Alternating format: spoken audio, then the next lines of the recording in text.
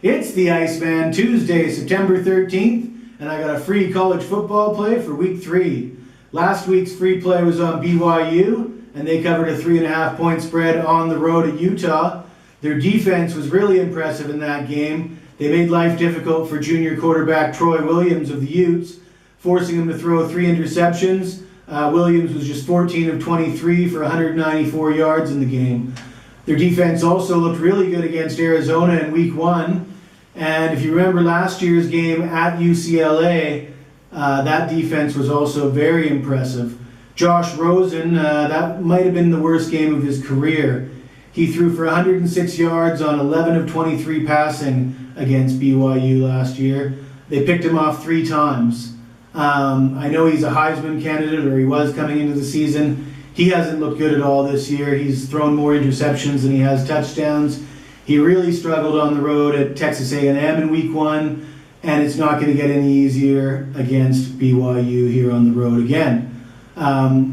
Last year they they won by 1 point. They didn't cover, and what's going to be different this year? The major differences are going to be BYU. They got Taysom Hill at quarterback instead of Tanner Mangum. And UCLA doesn't have Paul Perkins, who ran for 219 yards in that slim victory last year.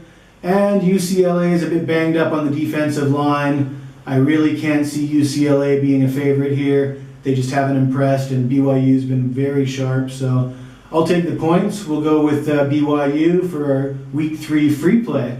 Before I let you go, I just want to remind you that you can get all my free picks and promotions at jesseshul.com. And I'd also like to give a shout out to some other hot handicappers who did really well in week 1 NFL. We had Jim Feist, who went 7-2. Of course, a lot of people know that name. He's a legend in the industry. And AAA Sports went 7-3 in week 1. Also impressive in his own right. You can find those guys at the website as well. That's it for this week. Good luck, and we'll see you next week.